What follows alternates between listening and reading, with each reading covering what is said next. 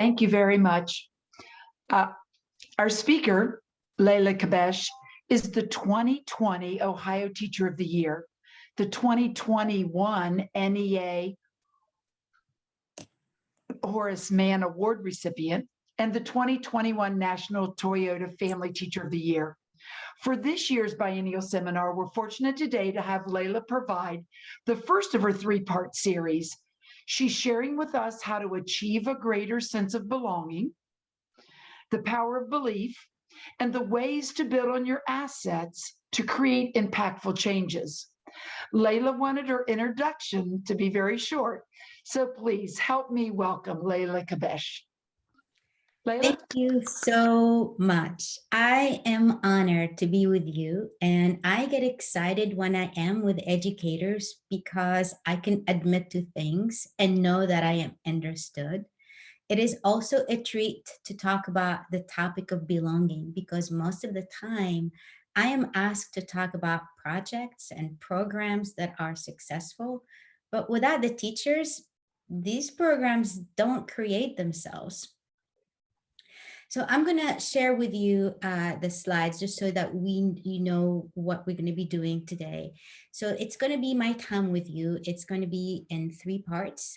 Understand, I don't know if you can see my slide. I hope that you can. You can always holler and let me know if you were able to see it or not.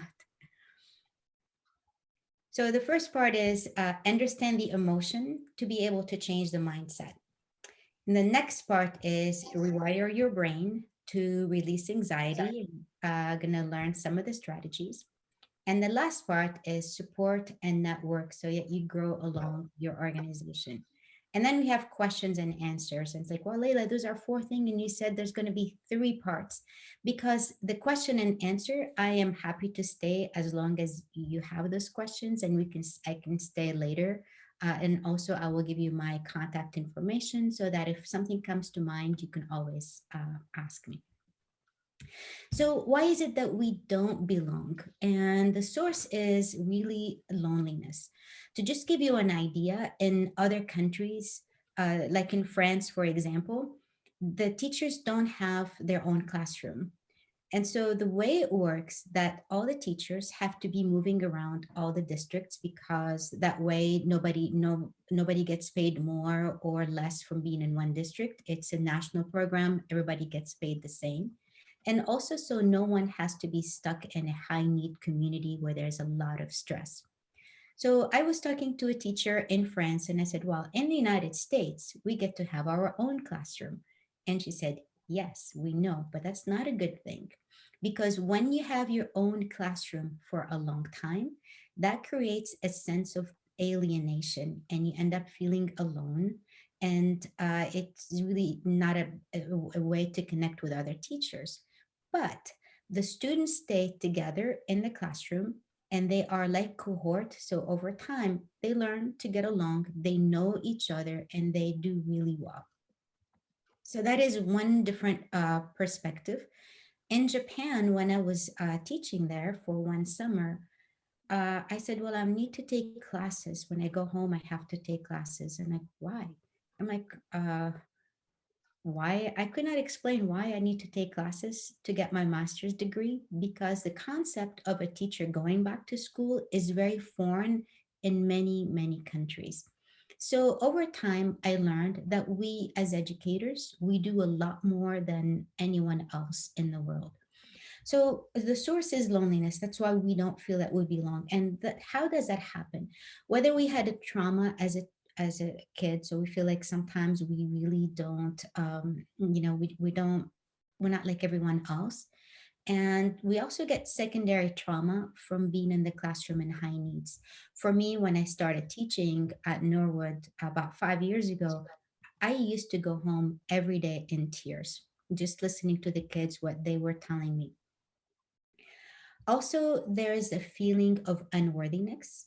And that comes from, when we in the school as educators, we do so much, we volunteer our extra time, but all of the extra work we do has a very short shelf life. In other words,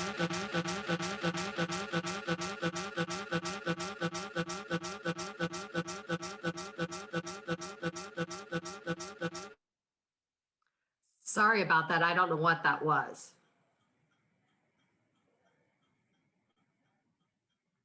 Did we lose our speaker? I think it was on her end. Okay. We lost her.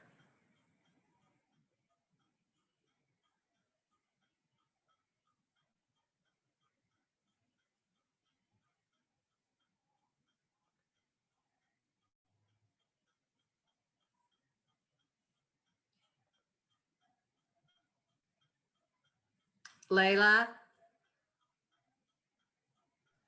I'm not sure that she realizes we lost her. I'm thinking the same thing. Oh, I think she might now. Mhm. I think she signed out and is coming back.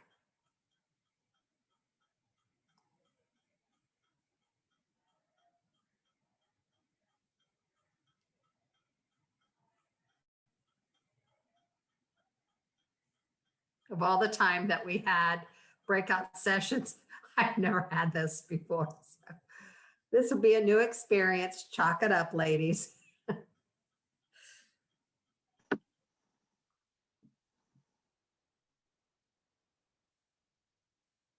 If she comes on, I'll tell you what I think of what she said so far. Is that okay? Sure. I had the same classroom for 34 years. And in my very last year, we were building a new school and there were two of us that shared the room. And so part of the time I had to travel. But in the 34 years that I had my own room, I never felt separate from everyone because I always had, lunch duty and I was best friends with a lot of those people. I never felt, that way. Although it's interesting that they all move around from different, that would be because, I 35 years at the same school. I mean, I know I taught at the best middle school, and there are some people on this picture right here that would say, well, their school was the best, but yeah, didn't you feel that way? Mhm. Sure. Okay, I'm gonna vacate the premises for a second and see if I can locate Leila. It almost sounded like almost like a phone call or something that came in. As a person who moved from building to building throughout most of my career, it is very interesting how in some of the schools I felt I was a complete part of that faculty. And there were others that I always felt like I was the outsider. Right. And I know I was the same person, but it was the interaction with others that created my own feelings. And that is, I think, an interesting thing. I was a speech language pathologist, so I would be in different buildings and different schools. I don't think I was ever in one building where I remained, for the entire day, yes, but for the entire week, never. And it's a very interesting experience to do that. And as I worked with student teachers, I felt that one of the very, very important things was for them to try to learn how to relate and interact with various staff members. And I know one person that I worked desperately hard with her, but it never really worked out. And I had to say, in terms of evaluations, I just, in a school setting, I just didn't think she had what it took to be Okay, that SLP. sorry to interrupt you, Meyer, but Leila is back with us. Good. I am so sorry. I have no idea what happened. Are you able to hear me or? Yes. Yes. So I will actually do less technology like the PowerPoint, and then I will just share. I was talking about how we are in the school setting where it's we don't really get the recognition. Like, for example, this year we had one of the challenge, we had school from day one. It was in person, and my evaluation, so it was in person from face to face, but because I was one teacher left the high school, I was tasked, instead of getting another teacher, they gave me all the students from the high school, and I'm the middle school teacher. So I went from having 54 to 135 students, 8 through 12. But that was not the issue. Of course, I didn't have 6 feet. My classroom, I had over, like 30 students at a time. But the way the schedule this year was Monday and Tuesday, group A, Thursday and Friday, group B, and Wednesday was virtual. And then a week before spring break came, we had all the students come back together in person. And that is when my assistant principal decided to evaluate me. The second day, we had all the students come back in together. And one student was quarantined, and she came back for a month because she had it really bad. And she raised her hand and she said, "We have a test today. We have a quiz." And so he latched onto that and he said, "Poor classroom control. Students didn't even know there was a quiz," like one student, but decided to say students. And he just went on and on. And actually, that really upset me. And later, I admitted to a colleague, I says, "I really got the worst evaluation in my life." And she says, "Oh, forget that. We all got a horrible evaluation." And so that really, we always have this sense of like luck, not enough. We're always trying to, and actually his response was, "Well, next time you can impress me." I've done everything there is I could do.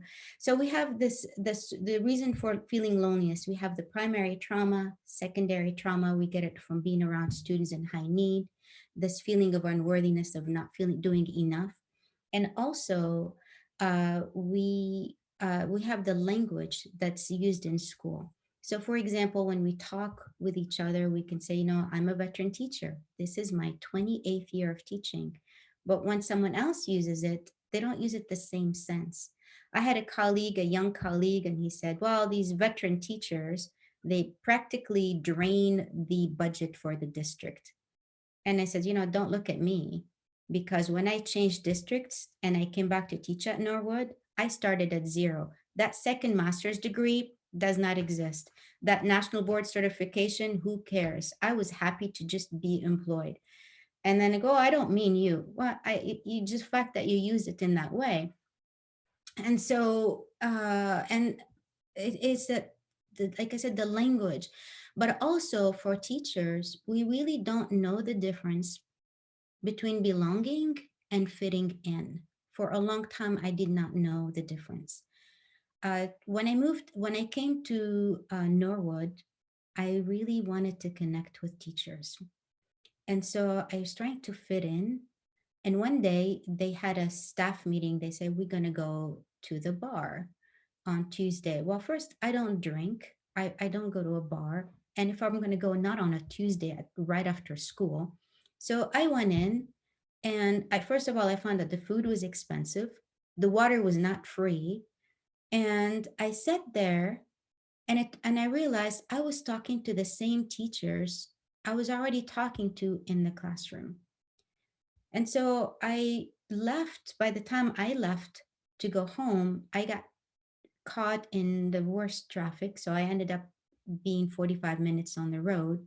But when I went home, I felt like I was unfulfilled. That meeting, that gathering really didn't do it for me. So what is the difference between fitting in and belonging? Fitting in when we try to please other people and try to be like them. And belonging is when we can talk about wishes, we can talk about aspirations, we can talk about things we want to do together, and we can also be vulnerable. And that is the biggest difference. And that is something that impacts educators. And we as educators, we don't, when we teach, we lead from the emotion. I don't think teaching is what makes us who we are. I think we go into teaching because of our personality. I used to teach for American Airlines, and when I would have people, I had one time an elderly, and she had to pay for the fee, the change of flight, and she used a check, and she had her medication because she didn't have a driver's license. She was over 80 years old. And so I paid for that $20 or she was going to be stuck in that airport. So I always did that. Or sometimes somebody needs a suitcase, like we have a delay and they need something from their suitcase. It's not allowed, but I will actually climb wearing a dress and I'll go in the back of the plane to the cargo, get their suitcase and get their medication. So I was always feeling like I was doing something I shouldn't be. And even with my students last week, it was raining really hard and the kid was 3 miles away. I put him in my car, took the kid home, but I know I didn't have permission slip. I did a form to put him in my car, but it was like, I'm doing the best that I can as humanitarian, and I hope I don't get into trouble for that. So I think teaching does not change who we are, but I think it intensifies that emotion, that caring over time. You care more, you connect more with the children in your world. And we are like that no matter where we are. It's not like we have this tendency to help. Like 2 years ago, my son was cooking. Not my son, my husband was cooking, and he cut himself badly. I am a volunteer for the Fairfield Fire Department as an educator. So I have to take all these training and first aid and AED and oxygen. And I'm also a teacher. I teach yoga at the Y. So I have to also always take these classes. And when we're teaching, we have that public works of all this training of the first aid. So when he cut himself, I didn't do any of the strategies because I'm also familiar with other methods. We have Eastern and Western. So what I did, I took a cup and I threw a lot of cornstarch and I put his hand in it, and completely it stopped the bleeding. So he was fine, and he goes, "We're going to the ER." I'm like, "Oh yeah, yeah, we are going to the ER." I didn't intend to. So we get there, and we ended up waiting 3 hours, but he was fine. And then this kid came and he was wailing, he was bleeding a lot.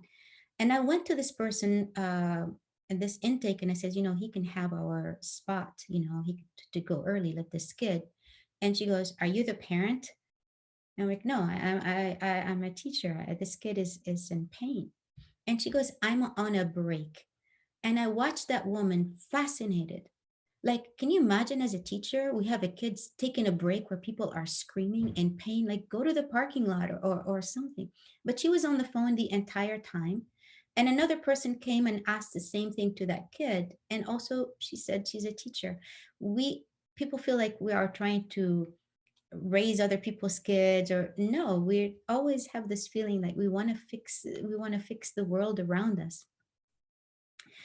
So we're going to do some exercise to help with anxiety. So sometimes lack of belonging or feeling loneliness gives us a sense of anxiety. So what I'd like you to do, we're going to do some exercise to be able to release the tension. Let me see, maybe I can show you my screen. It may be of use at this point. If not, that's okay. All right, so here it is. Hopefully you can see this. Okay. Can you see this? Okay. So what we're going to do is you will see this, it's this ridge, like you have this where where you put in the Q-tip, and the part right is on top of that.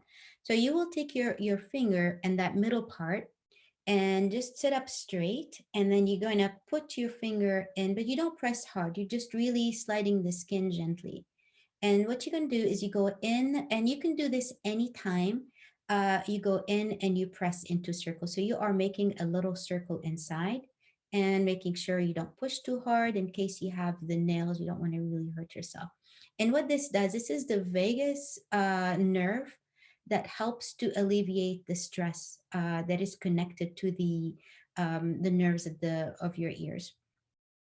So you make the circle, and then you may feel like a sigh, or like maybe a sense of calm, or maybe you will swallow. And then after you're done, you just keep doing this. And when you're done, you could take a break. You take a moment and then see if you feel what is the difference between one ear or the other. And by the way, I do this with my students before a test. And I noticed one day I did it with one class and I didn't do it with the other. And the class that I did this with, they said they felt at ease, and their score was so much better. So now we're going to do the other part where we do the same thing. It is that above the ear canal, that ridge, and you're just making a gentle circle. And you could do this if you feel like you're apprehensive about something, or you have a meeting, or you could just, I don't do this like even with my students. It says you can always go to the restroom, or you can in the hallway, or if you're going to go to the principal's office and you're anxious about it, you could just go ahead and you do this. And then you let go. And then the next slide is the inside the ear. What you're going to do is the back of the ear, you're going to press the skin gently. You're going to press towards the back of your head. All you're going to do is you're going to press with, you have your finger and you're just going to press against it. And if you want to have this, like you don't feel like you need to compare one ear to the other, you can also do this at the same time. And then you are pressing the inside, the skin towards your skull or your head.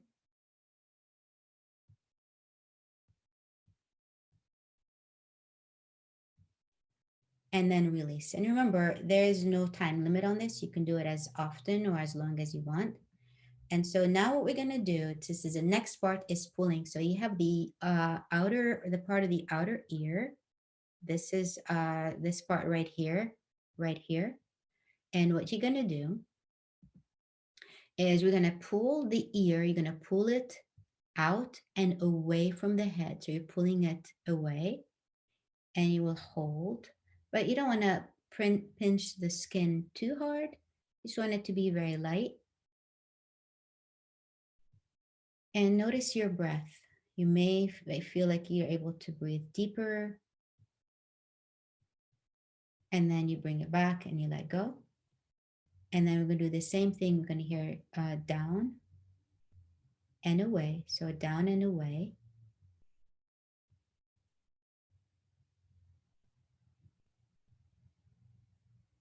And then release. And then we're going to do this one right here, up and away. So you're doing up and away. You're lifting up high and away from your head.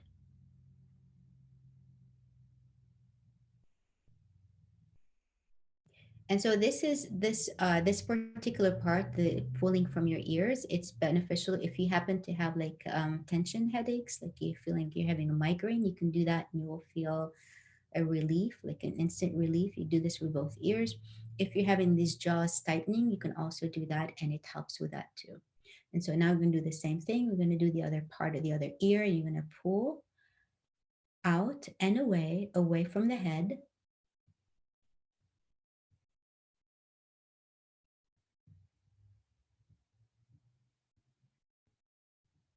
And then we're going to take the bottom part. We're going to go ahead down and away.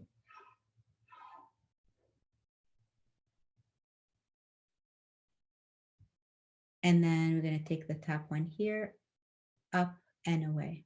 So just you're lifting up and then away.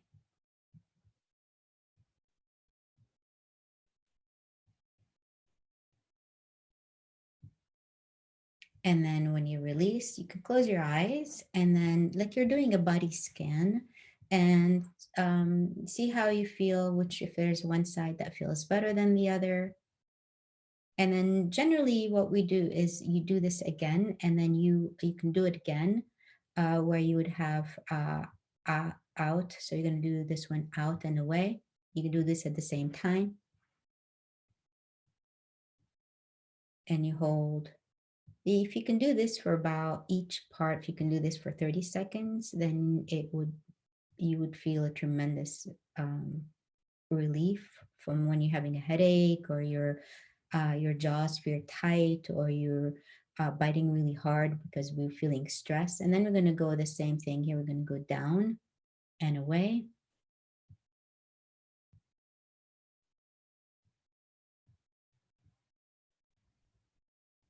And then the top one here,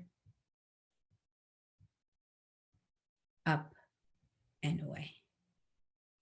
And then you may feel like your ear is able to, like, you can pull it easier. Maybe the skin may feel softer.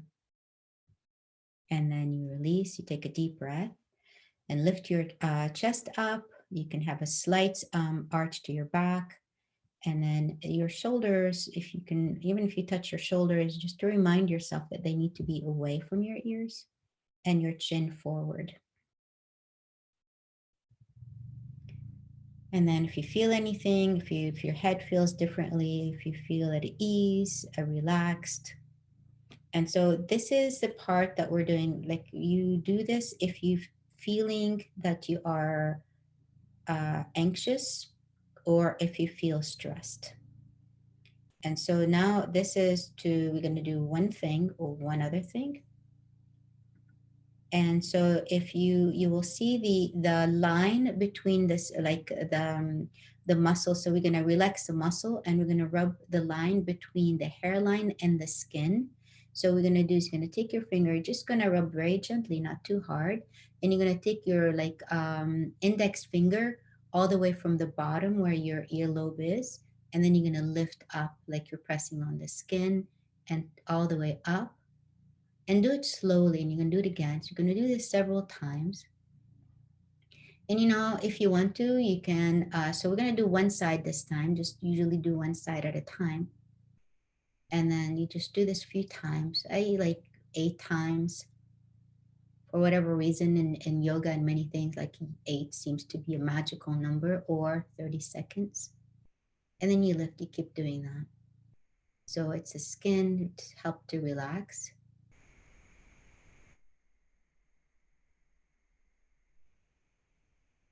And then when you pause, then you try to compare and seeing if there's any difference between one side to the other. And so relax your shoulders, take a deep breath, and do the other side. And you just, again, using your index finger, and you will lift up between the hairline, the hairline and the skin. You just do that a few times. And then be aware or be mindful and see, how did your breath change? A lot of time your breath will change. It will be a bit deeper. And so it's slowly, and you go, like I said, the hairline and the skin. And then come forward again, shoulders away, chin up. Take a deep breath. And now it's the same thing. What we're going to do. And so now the exercise we're going to do will actually to rewire your brain. So a lot of people would say, for anxiety, your anxiety comes because of what you're telling yourself. It has nothing to do with the words. It's actually with the thought. But prolonged anxiety actually impacts your health. How does it do that? It dumps in your body whenever you're feeling stressed. You have all this cortisol. And a lot of it definitely impacts your posture, impacts your breath. And a lot of stress over time can causes people, not you, causes people to become forgetful. Like have 8th graders who constantly forget, when we do some of these exercises, like, wow, I'm able to find things. So what we're going to do is your edge of the seat, and you put your hand, this is a rewiring of your brain. So you put your hand, like you put my right hand on top of my head, and then I'm going to bring my head down. So I'm not doing anything. My hand is just really resting on top of my head. And I'm just going to imagine I have a pillow on my shoulder. And so now I'm going to look upward to the ceiling. and hold this for 30 seconds. And I'm going to use my timer so that we'll do this for 30 seconds. Okay. So your head down as if you have a pillow on your shoulder. And remember to keep looking up.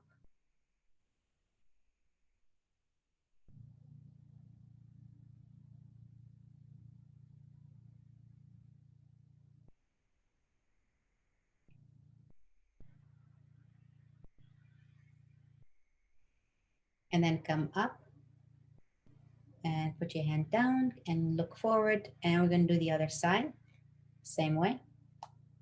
And then same thing where you just rest the palm of your hand on top of your head. You're really not pressing anything. You're not pushing on your head.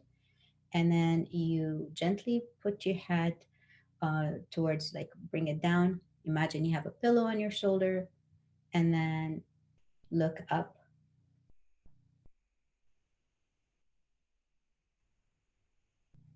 And it will release any tension from your neck.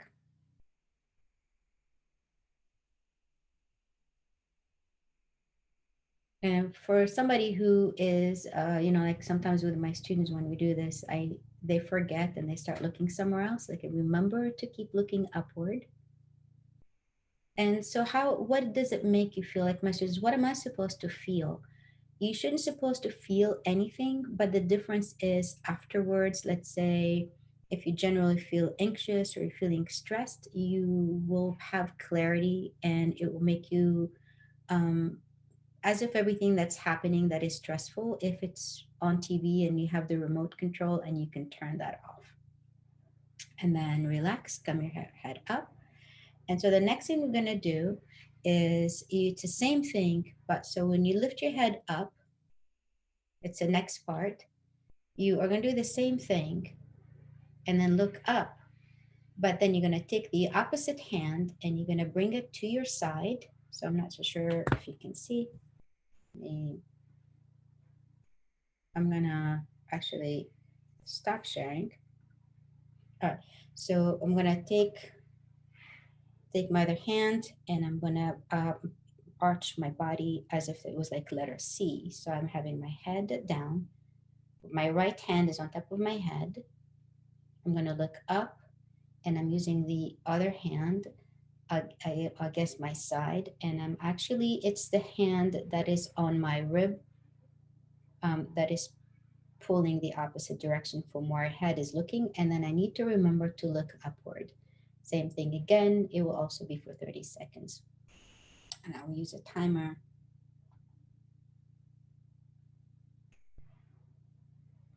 And the hand that's on top of your head is really not pushing. It's just all it is laying on top of your head.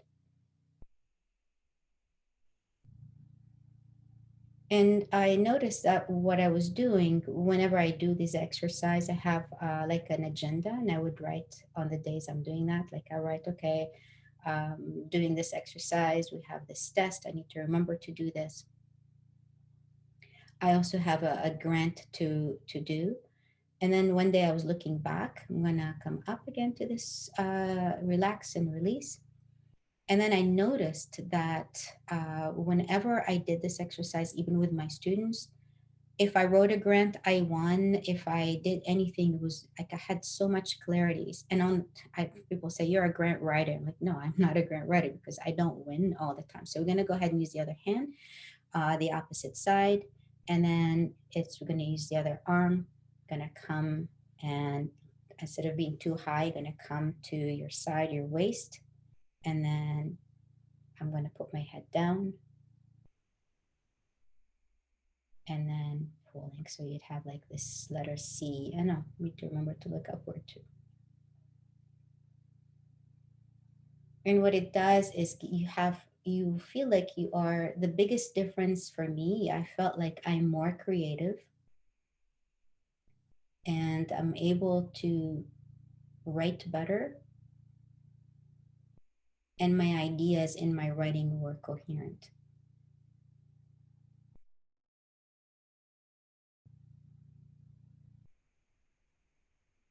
And then release, come up. And so the other part is you can do it ideally is if you're doing like when you are doing yoga, you are like the cobra, but it can also do it from where you are. So you can, you put your hands, I guess, if you have a table, and or put your hand down, arch your back, and then what you're going to do is you're going to look at the opposite, completely the opposite, like looking, move your head to one side. And it doesn't matter where your eyes are, you're just looking just to the side. And if you were on the floor, if you did this, you can do this on your bed or on the floor. And you come all of this, putting your belly on your side, and you just lift your chest off your mat or off the floor. And at the same time, you're turning your head.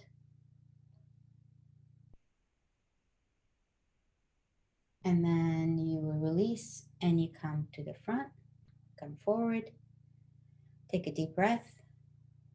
And then we're going to do the other side where all you're going to do is just move your neck to the opposite direction and hold.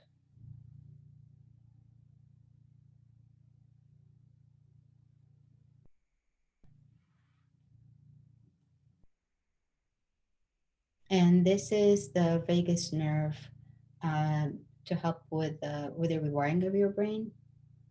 If you want, I can send you a title of a book where it talks about all this. And then release. Right, so I'm not so sure. Wait, am I sharing my screen? Okay, all right. Okay, so we did the part here.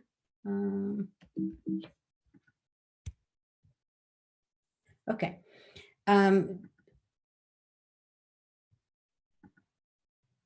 Okay, so we've done these. So how to connect to be able to belong. Mother Teresa said, this is my favorite quote. She said, people come to us as a lesson or a blessing. And when I read this the first time, I laughed because like she did too. But what she meant is not that she struggled with people, but they come to give us a message. So this year, I really, with my quest to connect with the families of my students, I used to, before this year, before COVID, I would go to the homes of my students. But this year I told myself, well, I can't do that anymore. So I started something else where I would do porch visits. And sometimes parents would cry because it meant so much to them that I have visited them. And as we started to connect, one of the things the parents would do is to admit a challenge. And they said, you know, we have to work. And on remote days, our younger kids have to watch younger kids because the older kids have to work. So some of them were as young as fifth graders having to watch much younger children. And what they wanted more than anything was they wanted me to ask the school to have a cooking class. And I don't know if you would know back, you know, when you were teaching or if you're still teaching, how much impact we have on the curriculum. So like, you know, it was easy for me to started something. So what I did, I went to the teacher, the cafeteria director. And I said, is there a chance that we could use your kitchen after school? And I'm going to have a cooking class. And he said, yes. But then he said, I love the idea. I even have these coats that the students can wear. And I'm going to use this opportunity to promote the cafeteria food. So I'm going to decide, I will tell you what food to make. It didn't really sound good because I didn't want the kids to be told what food they're going to learn to cook. I wanted them to cook something that they would eat.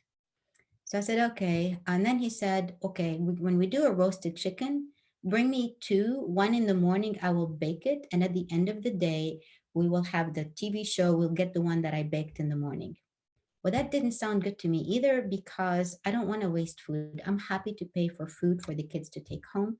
But then throwing it away or what am I going to do with the other chicken? I don't even eat meat. So, all right. And then after that, he came up with another idea and he said, I want to do this during your class. I'm like, that's not going to go very well with my administrator or even with my colleagues to pull students out of the class so they can cook. So I decided not to do it at all. But then I remember this quote where it says, people come to us as a lesson or a blessing. And I asked myself, what is another way? I started asking school around. I says, is there a kitchen in the building? And they said, yes, we have a kitchen. It is used for the special needs, but during COVID, it is completely closed. Perfect. So we went in. I don't know if you can see this slide. We decided to have 2 chickens, one for each kid. They did not know what a potato was. It took an hour to peel 3 potatoes each. So it was such a struggle thing. But that was not the worst part. The worst part is this 2 chickens. 2.5 hours later, it was 6 p.m. The kids needed to go home. I mean, they look really nice, golden and roasted, but actually the liquid inside was pink. So I was Leila, are we panicking. supposed to be able to see a picture? Yes, are you not able to see anything? All I see is how to connect to belong. Oh my goodness. Oh, thank you so much for letting me know. Okay. Are you able to see anything? I just see that red screen that says how Are to you- connect to belong. Oh yeah. You're not able to see the picture of Mother Teresa? Nope. Oh, okay. Well, let me try again. I will see if I can do it. Thank you so much for pointing this. How about now? Yes. You can? Yes. Okay, great. I was actually showing pictures the entire time. So thank you for saying something. So Mother Teresa says, this is her quote, people come to us as a lesson or blessing. And so here's a picture of the kids cooking. Are you able to see that? Yes. All right, great. And so this is a special needs room, but you can, and this is a partnership with the Norwood Community Television. They came to film. This area looks good, but actually in front of us is like boxes all the way to the ceiling. And this is here when I panicked because the kids cooked the chicken. It was 6 p.m. and 2.5 hours in the oven and the chicken did not cook. So I was calling the parents like, oh my God, I'm gonna kill the families with salmonella. And I was really, really fretting. So what I did was, and actually I was filming myself. And another part is what I really didn't like about me doing this is that I don't remember what I wore last time I did the show. Like, it's not like I have a large wardrobe of clothes. I'm like, I was probably wearing the same thing again. At 5 o'clock, I'm cooking. I mean, I'm with the kids. I'm sure my hair looks like I put my tongue in the electric socket. It's probably in every direction. I have taught 135 days. So I thought, not 135 kids. I said, I have an idea. What if I start inviting community leaders to come and cook? So this is Jenny Kilgore. I don't know if you know her. She was a former teacher, but she became a school board member for the Ohio Department of Education. And what I did is I asked her if she would be willing to come. And I told her, we're going to wear masks. I'm going to have the windows open. The filming crew will wear a mask. And I said, we're going to we have a special treat. I wrote a letter to Lowe's and they donated an electric range. So that is major big scissors. Let me see if I can have if this is, whoops. How do we do this? I'm going to stop sharing for a moment and maybe share again and hopefully, all right.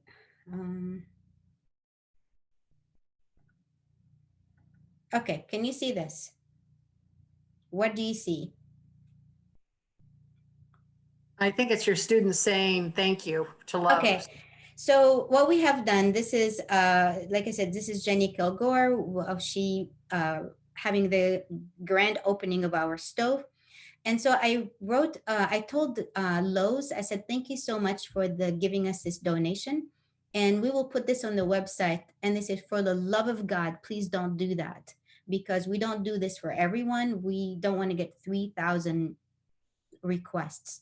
So what we did, we took a picture of this. We made a large banner. We rolled it up and I asked my administrator to deliver to Lowe's. So sometimes it's really good to ask what people want instead of assuming that they really want recognition. So a lot of people were really kind. In this picture here, this is Paulo Di Maria. He is a superintendent of the Ohio Public Schools. And I wrote a letter to his secretary, but I didn't hear back. And by the way, I'm really not big or on social media. So I went to his Twitter account and I asked him if he would come. And then 2 weeks later, I'm like, I guess he's never going to come. His secretary, she says something about Paulo is going to come and cook in your kitchen. Did he understood right? He came, he made pesto, basil, he made stuffed shells. And when I invited him, I says, I want to invite you because I have diverse students and I heard you're Hungarian. So I want to maybe something from your country. He goes, I'm part Hungarian and part Italian. So he made the Italian dish. And for this event, actually, my school panicked when I told him, by the way, he's coming like next week. They didn't even know I was doing this cooking program. They ended up having this whole room clean top to bottom, took all the stuff put it all into storage. And they had the board member come, the newspaper came. And what I did, I actually hired a professional photographer because I didn't want him to or anybody to not look good I felt like I would have more way or a say in the photos. And I can have all the photos and decide what do I want to be published, because I didn't want my pictures in the newspaper. I wanted to give credit to the community. So that is kind of creative things. The photographer was so excited, she actually did not charge me. And it would have been $800. This is the mayor of Norwood on the right, and on the other side is the director of the 4-H. So how do I connect with people? I would ask them when I invite people, I ask for something very specific. So for example, I said to the 4-H, I says, I would really want to invite you and I would like you to talk about your organization. And when we film you, we can even give you credit or that you sponsored this event. So by giving people something like that, I found that everybody's willing to help. It relieved me from having to cook at the end of the day. I don't have to worry. I can wear the same outfit every other day if I wanted to or if I needed to. Don't have to worry about my hair. And it just worked out. We would having 2 to 3 shows.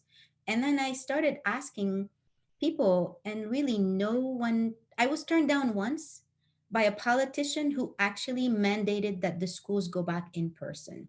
And she goes, I can't come because of COVID. Like, but you're the one who made us go back to school. So sometimes you get to see the irony, but it really doesn't matter because, before I started asking, I want you to know that I was really apprehensive. I was scared of a rejection. But I thought, what do I get to lose? If I say no, then I will never ask again. But I am glad I did not ask that person first. Here is another school board member from the Ohio Department of Education, Mrs. McGuire. I asked her, and I was really honest with my ask. I said, I have a young African American women, and I would love to invite a strong African American woman who has a voice, and I'm looking for a role model. She was extremely happy to come. And I gave her an apron. She goes, no, I'm going to wear my apron. And I thought it was very funny. But that apron is 90 years old and it's been handed down from different generations. And it was great because the kids, when we are boiling the water or when they're baking something that takes a long time, they talk about, they say the kids can ask you personal questions. They can talk about your childhood or why this dish is special to you. And it was really funny because I had the chief of police who does not know how to cook at all. And all he did was read a box, and that is totally fine. This picture here, there was this quote that says, when you want a friend, be one to someone. Several years ago, at 2018, I decided to get certified in yoga. So I'm going to go ahead and stop sharing for a moment. I wanted to get certified in yoga because a lot of my students were really traumatized. I took all the training in trauma informed, but I'm the kind of teacher I want to see rapid results. Like nothing was happening. My kids were still having a meltdown. And so I went to her. We took this class in yoga, and that day she was very, very sick. And she was shaking, and I thought, oh, I really don't have time to check on her. I need to make sure that I know my sequence for tomorrow. But that was teacher in me, like, no, I can't leave her there. So I gave her some tea, and turns out that she couldn't really speak English very well. She was apprehensive. I says, oh, I'm an English as a second language teacher. Turns out that she really knew the yoga routines really well. We helped each other. And last week we got reunited, actually after 5 years. She came from South Korea to teach yoga to my students. So last day of school, on Friday, we produced a yoga video. So as you are want to meet other people, your challenge is to, whether you feel anxious, you can try these exercise, but your challenge is to meet two other people from your organization. And or actually, if you can make it three, you can have this someone who would be a F, like a friend who will be there to like cheer you on. Think of S like a girl to be a woman, somebody from your member to be your sister, the one who will give you the support. I think of S as support. And think of someone who will be your cousin, that person who's always asking for things. Do you have money? Is like asking you to get things done for accountability. So remember, you feel free to write down any questions in the chat room. And Diana, if you can monitor the questions. Remember, when I got logged out, everything that you have written was gone.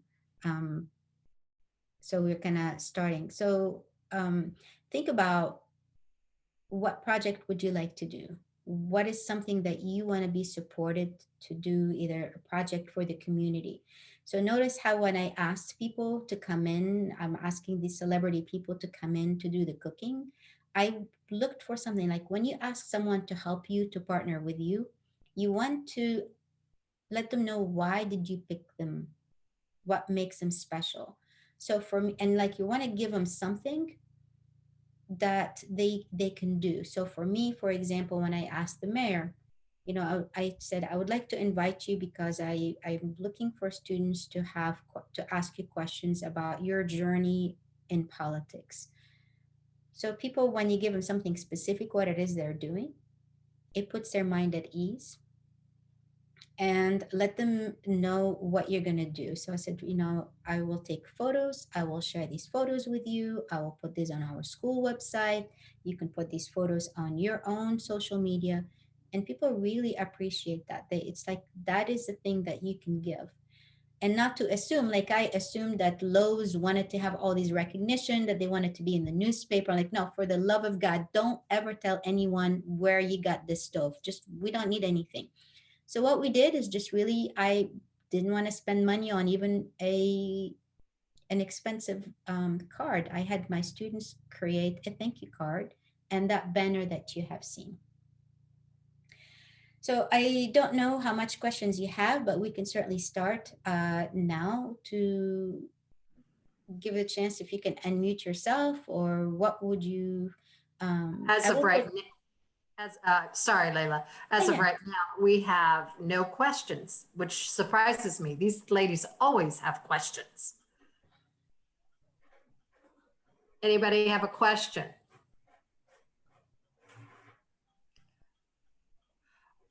Well, I have a question. Sure. You were talking about your students, and you said you doubled them because of the high school. How did you choose the students that you cook with? Based on the time who's available. So for example, the two African American, or by the guest speaker. So I had an African American woman who came in, and I says, who would like to do it? And that was the two African American girls. Or sometimes I say, would you like to do this? Or I would have, I had Hispanic, I had African American. I says, the chief of police is going to come and cook. And everybody goes, oh no, we don't want to do it. So I was hoping for like race relations, but sometimes if they get scared, they don't want to be with certain one. I had the author, the guy who went around the world on a bike, took him 4 years and wrote several books. I had several people wanted to do that. So sometimes they pick based on the food, what are we going to make? The Chinese was a huge hit. I had, I think, 5 kids, and we had to do different episodes. One day we can do 2 shows. And I did that because May was Asian American, it's Asian Heritage Month. So I thought I can bring in the Chinese community leaders. And when I went to them, the way I asked, I says, I really want to make sure that Cincinnati is open-minded. With all the hate against Asian, I would love to invite Asians coming in to cook. So not only they came, they worked for PNG, they paid for the food. and they came in, they brought their aprons, and the students absolutely loved it. So I will ask the students, and I'd know their schedule because they would give me a calendar, which days are available, and based on who is coming, and then match them. What about a handout for the exercises? Do you have one I available? I don't have the handout, but I can definitely create it and I can send it to you. Send it to me and then I'll send it out to Yeah, the I can definitely do participants. that. Okay. And you had said something about the title of a book for those exercises. I will get you that title too. Yes, I can get you that. Okay. Are there any other questions? I have one. Leila, I'd like to ask, do you have any opportunity to see the students that have already graduated? I haven't because like this year because of COVID, I don't get to see. But I had some kids who reached out and found me years later, like because years later I was teaching, I had a different name, and then I got married, and then they are on my social media. They tracked me down. And they tell me the things that they tell me matter to them. I would have never guessed, Right. like one of them was, it meant so much when you came to my house, and I had a girl who burnt herself. She's extremely pretty, and she was afraid that she was cooking something for my class, like they wanted food, and she had this burn, and she got this cream, and I says, oh, you make sure you put this cream in the fridge to make it even cold, and you can even put it in a pack. I went to her house, we chatted, and she says that visit made the biggest impact on my life. Like it took away my fear. It's really the connections you make outside of classroom. For me, my classes are big. I have over 30 kids. There's no way. And especially, I went, visited a home about a month ago, and the kid didn't have a mask. And the mother was joking, and she said, that is his brother. I'm like, oh, okay. Well, where's the kid? And it turns out to be my student. And I thought that was not a good trick. Because it is hard. I had a lot of this year. The biggest issue I had, kids having migraines, feeling nauseated, and stomach aches, and those are actually the three combination of feeling stress and anxiety. Those are the three. Any of those combination. And one day, this girl, she was outside and she almost fell, and I hugged her to make sure, and I'm like, oh wait, I'm supposed to be 6 feet apart. It does not work. We cannot do 6 feet apart. What am I going to do? You're falling. I can't help. Like we didn't even know what each other looked like. But that's that teacher in us that we act first and then we'll think about it later. Can I ask, how long have you taught at the school you're at right now? I taught for 5 years at Norwood School. 4 years I was at the middle school, and this year for the first time I'm teaching at the high school. So this year I really felt, not only with the masks, first I came feeling apprehensive. The first week I was wearing scrubs. Every time somebody got COVID, I was counting 14 days backward, like that's how many days I have to live. So that was not easy. And my classes were packed, but before that I was at the middle school. So I felt like there was this disconnect. But for me, what really helped me succeed was to tell myself, what is another way? So when I was visiting the homes of the students, like, well, I guess this year I can't do that. And I said, what's another way? Oh, I can do porch visits. Sometimes we met at parking lots. And before that, I taught so this would be my 28th year, but I took 3 years of not teaching at all. I was teaching at Princeton. I had a lot of my students who became homeless and never showed up again. And that's when I learned that my students in Ohio, when they turn 18, they age out and they became homeless in school. And my administrators were not supportive. And the way they punished me was they sent me to teach kindergartners. I was a high school teacher. I had seniors, and suddenly I'm teaching kindergartners. Like, you can teach them. And then a lot of my colleague would talk about, we're going to have spaghetti for lunch. I'm like, why are you talking to me like that? I know what spaghetti looks like. And then it turns out that's how they spoke to their children. And I thought, my English is fine. I would know what spaghetti was. So I didn't handle the kids being homeless, my students. It really impacted me. I was traumatized.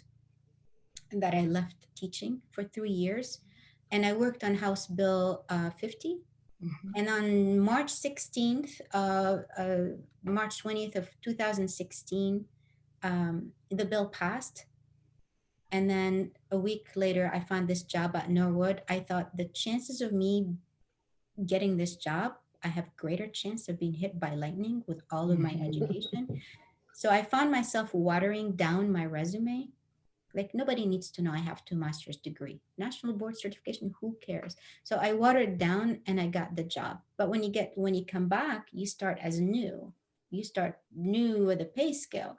But people look at my face and like, oh, well, veterans teacher are draining our budget. No, veterans teacher are not draining your Mhm. budget. So Well, I think that we can get a lot of what you're talking with us about and just the camaraderie. I think if any of us really look back when we first started teaching, I can see the face of the woman in particular that grabbed me my first year of teaching and just led me around that whole year, helping me in so many ways to be successful that first year when I didn't know what I was doing. So I do believe it is our job during teaching to be that person that helps others, that whether they're first year teachers, just as long as they're coming to your building for the first time. In that same way, we Delta Kappa Gamma women, we meet, at least at our Delta Kappa Gamma, we meet every month. And we usually have a dinner meeting. Well, how often do you sit with your friends? What about the girl that comes into the meeting that maybe her friends aren't there? So, what you're saying to us about a classroom is really the same thing that we can think about when we're having our Delta Kappa Gamma meetings. We need to look at our sisters in Delta Kappa Gamma and realizing they're like our teachers in our classroom and our students. We need to make everyone feel like they belong.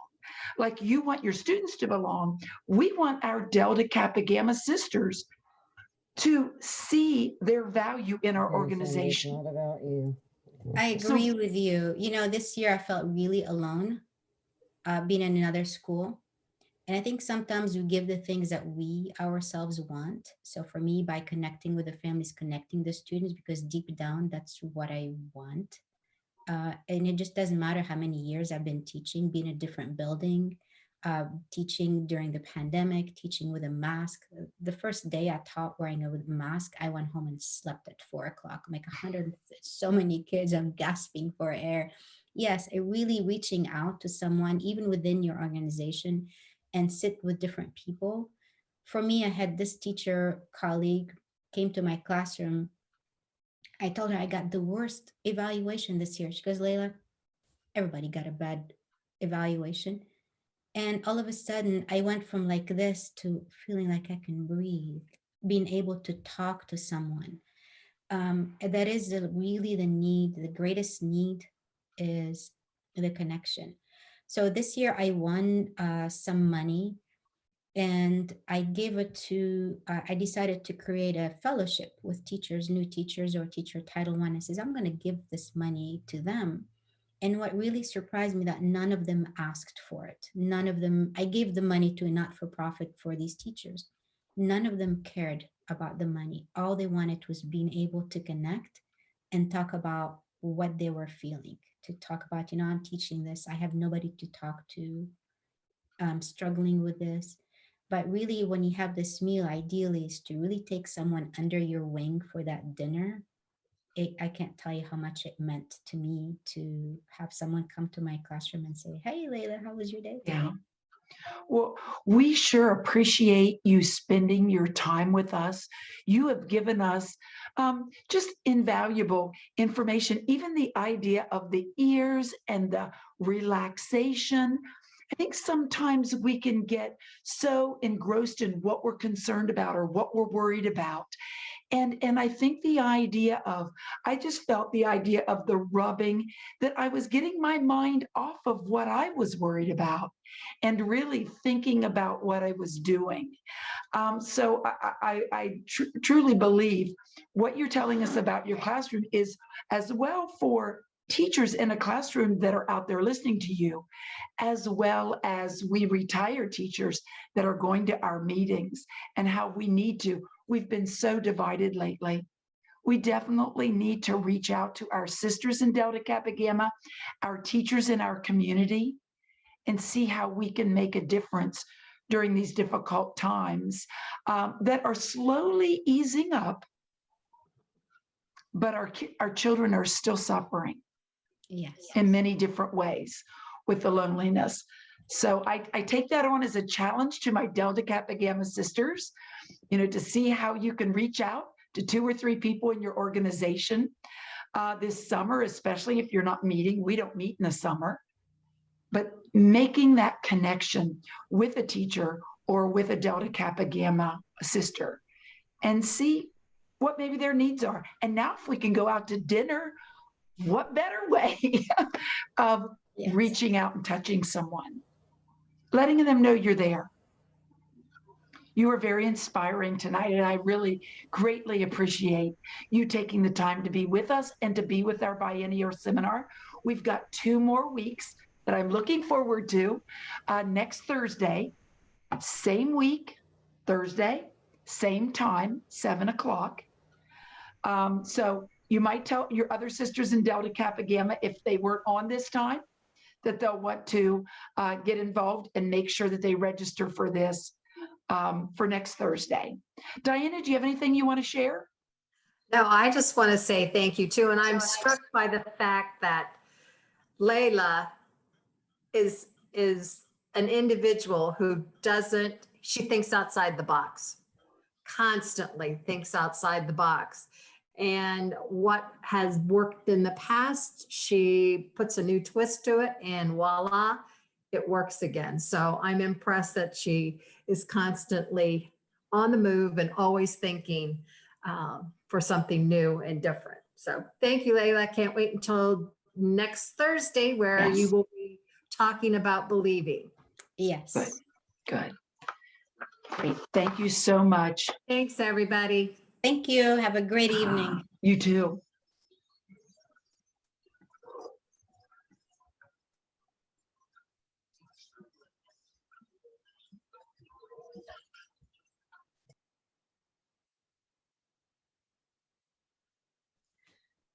Diana, Yes. I was waiting to turn my camera on. I'm in my pajamas. I had Got a surgery. nice start. I Oh, had that's surgery right. today. How did you do? Fine, did fine. Good.